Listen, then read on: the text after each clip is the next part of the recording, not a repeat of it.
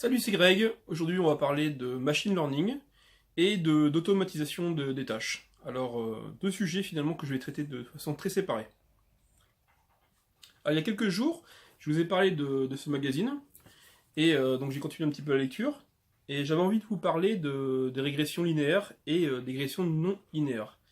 Alors, tout d'abord, qu'est-ce qu'une régression linéaire? En fait, on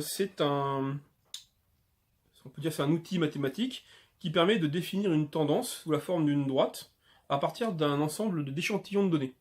Je pense que vous allez voir ici, par exemple. Voilà, donc c'est des données, alors je crois que c'est par rapport à la taille et le poids de joueurs de la NBA. Donc savoir en fait, plus la personne est haute, en gros, plus elle pèse. Mais comment définir en fait une loi linéaire, c'est-à-dire quelque chose du style y égale à x plus b, qui permet de, à partir d'une taille, d'obtenir le poids et vice-versa. Donc ici, en fait, visuellement, on peut tracer une droite, et ça peut être ça, cette loi. Donc on utilise pour ça la régression linéaire. Alors donc dedans, il nous parle de formules mathématiques et d'outils Python pour le faire. Alors on est dans du machine learning, mais je dirais pratiquement du pré-machine learning, puisque là on est vraiment dans des outils mathématiques qui n'ont pratiquement rien à voir avec l'intelligence artificielle. C'est juste l'ancienne approche. Alors voilà, donc au final, on obtient cette droite. Mais alors qu'est-ce qu'on fait quand on a une relation qui n'est pas linéaire? C'est-à-dire qu'on n'est pas capable d'avoir ce style justement de choses, d'avoir une droite qui peut nous permettre de prédire poids et taille. Alors l'exemple qui était donné dans le magazine est assez intéressant aussi, c'est que ça parle des taxis new-yorkais. On a un échantillon de plus d'1 milliard de trajets de taxis qui enregistre en fonction d'un point de départ et d'un point d'arrivée le temps qu'a mis le taxi. Alors, dans l'exemple qui est donné, en fait, on a pris juste une rue. Alors c'est entre l'aéroport Kennedy et l'Upper East Side. Et donc voilà, ce qu'on obtient en fait comme données. Et là vous voyez, il n'y a pas de loi apparemment qui permet de trouver une droite, pas de loi linéaire en tout cas, qui lie trajet et heure de la journée. Excusez-moi, ici, donc qu'est-ce qu'on a? D'un côté on a l'heure de la journée, et ici en ordonnée, on a le temps que cela a pris en heure. Alors plutôt que d'utiliser en fait une régression linéaire ici, eh bien on peut substituer notre droite de départ par un autre outil qui s'appelle la B-spline. Alors on en a parlé justement dans une vidéo précédente. La B-spline, l'intérêt en fait, c'est que c'est pas seulement 2 points pour former une courbe, c'est aussi finalement n points. N points, et à chaque fois en fait on peut changer la courbure. Donc ici par exemple, si je reprends l'exemple, vous voyez ici, on peut essayer d'établir une tendance. Alors ça monte, ça redescend, voilà. Mais comment calculer cette courbe? Ben justement, en fait, vous retrouverez dedans aussi le script Python, qui est basé donc sur l'utilisation des B-splines, et qui permet en fait de définir au final cette partie-là.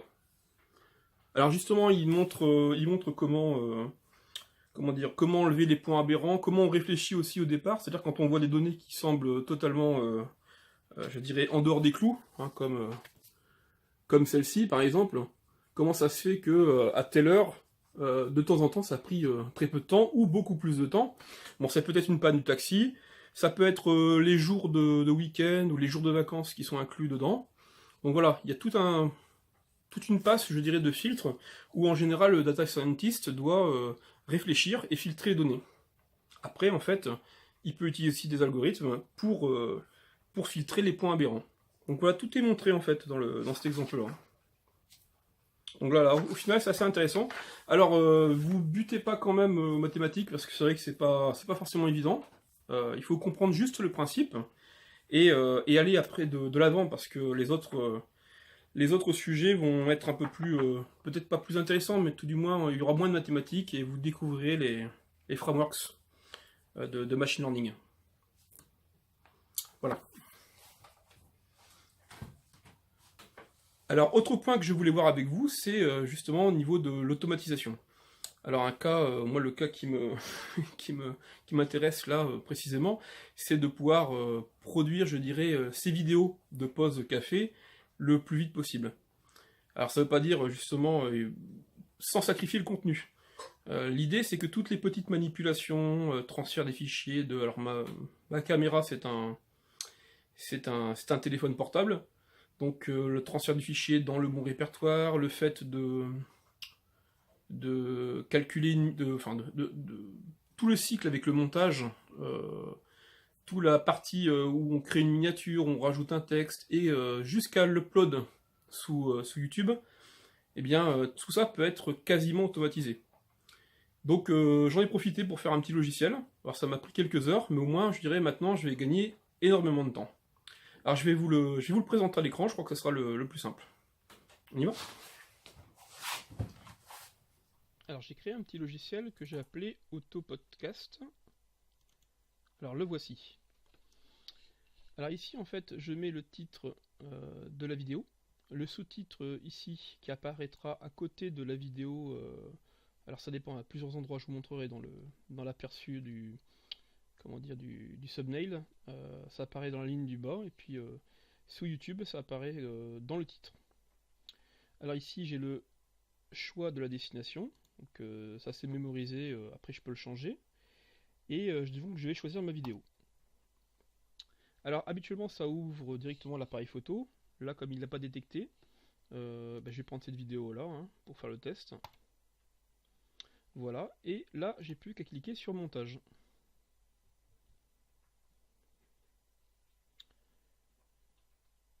Donc ça me charge automatiquement la vidéo. Donc ici je peux couper les morceaux qui ne vont pas, je peux rajouter des images et du texte. Et puis une fois que j'ai fini, je fais fichier, rendre en tant que...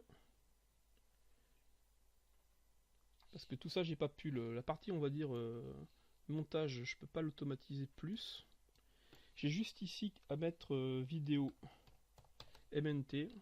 Voilà, juste prendre ce nom là. Je fais rendre.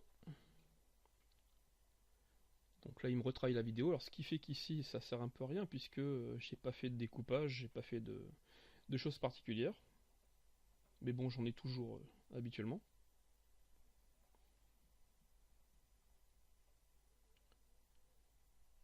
Voilà, c'est bientôt terminé.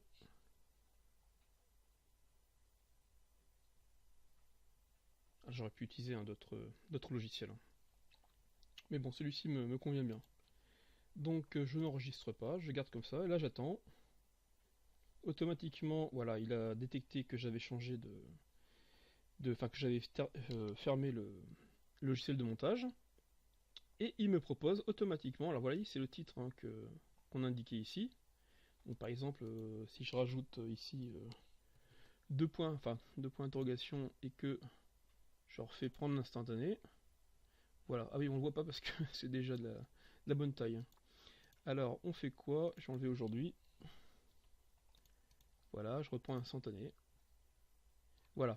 Donc bon, plus tard je pourrais améliorer la chose pour pouvoir placer plus facilement le texte. Puis j'avais envie aussi de faire une petite incrustation vidéo. Ici je peux choisir en fait... alors vous voyez c'est quand même encore assez basique. La vidéo fait a priori 14 secondes et je peux choisir où je veux prendre mon instantané. Alors comme c'est une vidéo qui bouge pas trop, je pense que vous verrez pas la différence si je change d'endroit, mais ça peut être pratique pour le reste. Alors ensuite je fais suivant et je lance l'encodage. Alors l'encodage c'est quoi? C'est le fait de reprendre en H264 la vidéo, la compresser pour qu'elle soit encore plus petite que ce qu'arrive à faire Vegas Pro. Ou en tout cas j'ai pas trouvé un réglage adéquat pour le faire. Donc je passe par cette petite phase là. Voilà, une fois que c'est terminé, on passe tout de suite à la partie YouTube. Alors, je vais quand même vous montrer en cours de route ce que ça donne au niveau des fichiers. Donc je suis dans montage post café numéro 5. Voilà, donc en fait la miniature il me l'a générée automatiquement, elle est là. Là, c'est la vidéo source. Ça, c'était la vidéo après montage. Et ça, c'est la vidéo finale après conversion. Donc, vous voyez, la vidéo source, c'est 29 mégas. La vidéo, une fois montée, fait plus que 21 mégas. C'est avec l'encodage de Vegas Pro. Et une fois que je l'ai passée à la moulinette, elle fait plus que 4,3 mégas. Alors, j'ai aussi mon... Ah, j'ai pas mon audio qui s'est fait. Ah, j'avais peut-être pas encore cliqué dessus. Voilà, donc si j'ai envie, je peux aussi effectivement avoir tout de suite l'extraction de mon fichier audio. Alors ici, j'ai la description que je peux changer. Bon, là, c'est un peu la trame habituelle. Je peux rajouter mes différents liens, les mots-clés que j'ai ici pour les tests. Et puis, donc là, je vais la mettre en privé parce que j'ai pas envie que ça apparaisse tout de suite sur la chaîne. Et puis, c'est là la playlist dans laquelle je veux le mettre. Voilà, donc je fais Upload YouTube. Voilà, et là, c'est en train d'uploader automatiquement sur YouTube. Alors pendant ce temps-là, justement, on va aller voir ce que ça donne. Alors je vais rafraîchir cette page-là. Et vous voyez, j'ai bien la vidéo qui est en cours d'upload. Elle est même terminée, a priori. Préparation de la mise en ligne.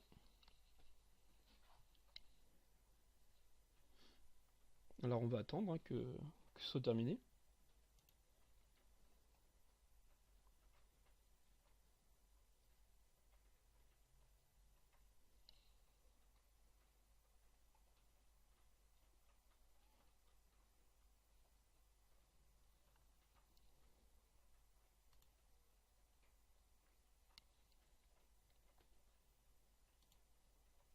Voilà, donc là il est en train de traiter la vidéo. Alors le traitement, je pense que c'est le temps qu'il met à créer les différentes résolutions de vidéo. Enfin en tout cas c'est une partie du temps qu'il doit mettre pour ça. Voilà, donc je retrouve bien le thumbnail que j'avais créé. Et je vais aller voir la vidéo pour voir si tout est OK. Donc je retrouve ça, je retrouve mes différents tags ici. Je retrouve donc le titre avec le sous-titre qui est attaché. Ici la bonne la bonne playlist. Et puis voilà, ici donc on se retrouve en mode privé. Alors il y a juste une chose pour l'instant que j'ai pas réussi à faire, c'est avoir un retour chariot, parce que si je le mets, j'arrive plus à automatiser l'ensemble. Donc ça c'est un petit bug que j'arriverai à trouver plus tard. Donc voilà, en fait la vidéo est uploadée, et vous voyez j'ai eu très peu de travail à faire. En fait c'est juste quelques clics. Et puis au final, il me propose de supprimer le fichier inutile, ce que je fais. Et voilà, j'ai décidé juste de garder en fait l'audio, la miniature, et puis la vidéo qui est envoyée en fait à YouTube, dont je pourrais aussi finalement, si je voulais, me débarrasser. Voilà, donc je vous ai fait une petite présentation en tant que utilisateur en fait. Si vous êtes intéressé par la partie conception, je pourrais refaire une vidéo pour vous en parler. Savoir comment j'ai automatisé les différents outils, qu'est-ce qui a été programmé, qu'est-ce qui a été scripté.